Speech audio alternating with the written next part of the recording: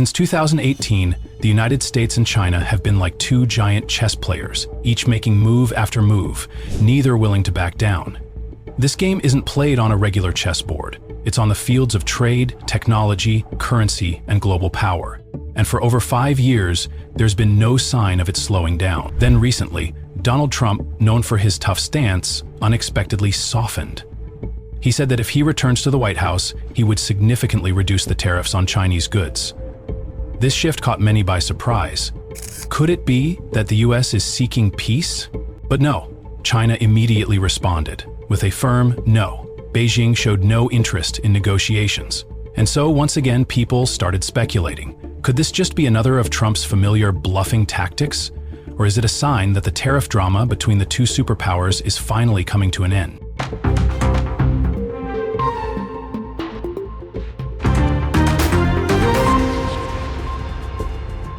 Recently, a major announcement from Donald Trump stirred global attention. After imposing tariffs as high as 145% on Chinese goods for some time, he would reduce those tariffs to 65%. Quite a surprising turn, right? A decision that sounds like a move toward de-escalation, reducing pressure. But don't jump to conclusions just yet, because Trump is famous for his unpredictable moves. This tariff reduction isn't a simple overall cut. He laid it out clearly, 35% for items unrelated to national security, while keeping the tariffs on important goods like high-tech products or energy at very high levels, possibly over 100%. What's even more remarkable is that this isn't an immediate move. It's a plan to stretch over 5 years, allowing both sides ample time to adjust. However, when the US hinted at reducing the tariffs, China immediately responded, not with warmth, but with a firm no. Beijing showed no intention of engaging in talks, despite Washington's apparent concession. Clearly, China is not easily fooled by Trump's usual negotiation tactics. They are resolute in protecting their stance and avoiding the trap the US might be setting. So, what's next? Is Trump offering China a way out, or is he playing a strategic move to force them to make concessions? The developments ahead will surely be interesting, as this saga is far from over. Let's wait and see if the US and China will find common ground or continue to engage in this tense battle of wits. When we talk about Donald Trump, one thing that can't be ignored is his extremely tough and unique approach to dealing with other countries. One of the tactics he has used repeatedly is to threaten, apply pressure, and then negotiate, ultimately declaring a political victory. Sound familiar? Yes, this bluff has worked for Trump on numerous occasions with countries around the world. Let's start with Iran in 2018. When Trump decided to pull the US out of the JCPOA nuclear deal, he didn't stop there. He threatened maximum sanctions. The goal was clear: force Iran back to the negotiation table over its nuclear program. This bold move created significant turmoil, but in the end, Iran had no choice but to face negotiations again. Trump succeeded in putting immense pressure on Tehran. But what about Mexico? Trump used the threat of tariffs to force the country to control immigration. He threatened a 25% tariff, and Mexico had no choice but to quickly yield and start negotiations. For Trump, this was also a win. Not a military or complex diplomatic battle, but simply threats and pressure. And if you think only smaller countries fall victim to this tactic, think again. The European Union, EU, couldn't escape Trump's moves either. He announced that he would impose a 25% tariff on EU steel and aluminum unless they agreed to renegotiate terms in their bilateral FTA. Once again, the EU had to sit down at the negotiating table to avoid unwanted consequences. It seems that Trump has a knack for making partners rethink their positions, whether they are large or small nations. And now, we can't forget about China, a country that Trump has made headlines with multiple times. Since 2018, Trump has implemented a bold tax strategy, imposing tariffs on over $550 billion USD worth of Chinese goods. It was a long process, each round feeling like a merciless battle. In round 1, he imposed a 25% tariff on $50 billion USD worth of Chinese goods. In round 2, the tariff increased, covering $200 billion USD, with rates between 10% and 25%. By round 3, the goods hit $300 billion USD, with tariffs ranging from 10% to 15%. Of course, China retaliated with equivalent tariffs, causing damage to both sides. But for Trump, this strategy still achieved its goal: putting China in a tough spot and creating negotiation opportunities that he could declare as political wins. It can be said that each time Trump applies his threat pressure negotiation strategy, he isn't just trying to make life difficult for his opponents. He also wants to assert that he always holds control of the situation. Has this strategy been effective? Absolutely, as he continues to turn these confrontations into political victories. The US and China are not only locked in trade wars, but also engaged in a far more significant race, maintaining the global power of the US dollar. China is challenging the dollar's monopoly through strategies like the CIPS payment system, an alternative to SWIFT, which allows international transactions in yuan. This could reduce reliance on the USD and elevate the yuan to a dominant position. But it doesn't stop there. China is also developing the eCNY, a digital currency being tested in over 20 cities. This step is crucial in reducing the USD's influence in global trade. Furthermore, China has signed currency swap agreements with over 40 countries, valued at more than 500 billion USD, enabling nations to trade directly in yuan. Another strategy is China's push to settle oil transactions in yuan, known as petro-yuan, which presents a significant challenge to the USD, the dominant currency in energy transactions.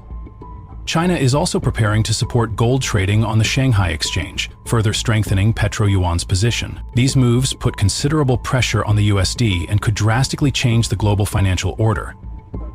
The US is not only concerned with trade imbalances, but also with protecting the dominance of the dollar. If China succeeds, the role of the US in international transactions will weaken. This is not merely a trade war, it's a battle for global financial power. The US is not only imposing tariffs on Chinese goods, but is executing a comprehensive counteroffensive, encircling China on all fronts: technology, economy, and security. Every move is aimed at containing China's rise. First is technology. The US forced TikTok to sell its operations to American companies, Oracle and Walmart, to protect national security. Meanwhile, Huawei and ZTE were completely banned, and the sale of advanced semiconductors was restricted, weakening China's technological strength. The US isn't just focused on technology, it's also blocking China's access to strategic ports.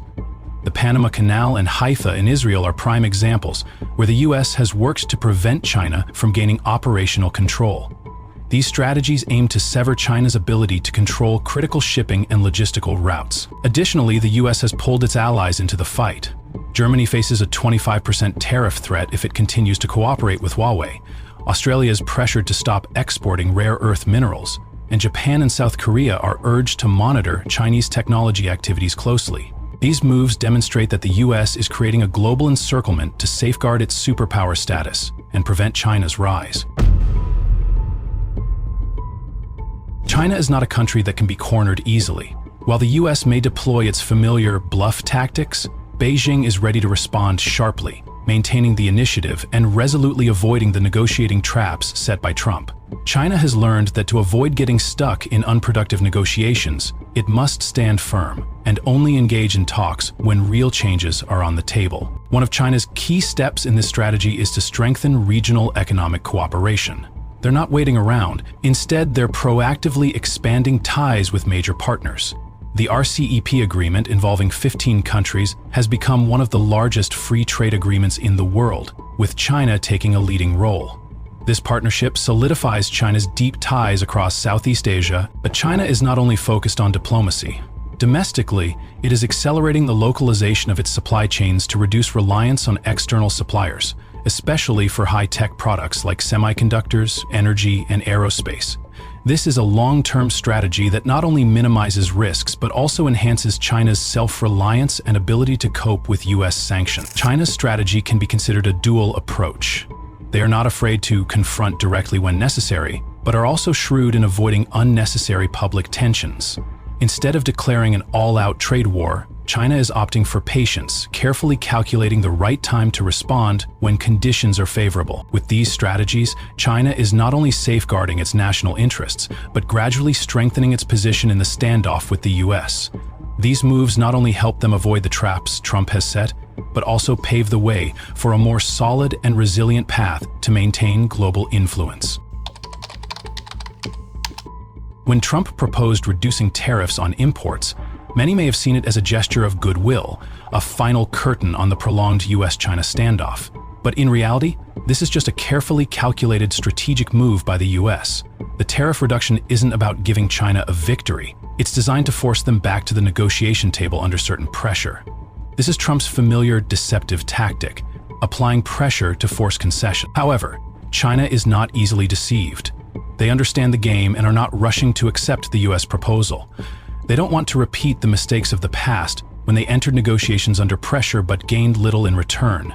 As a result, China is maintaining its stance, avoiding hasty negotiations. So, what happens next in this standoff? The trade, technology, and currency battle between these two superpowers will not end quickly.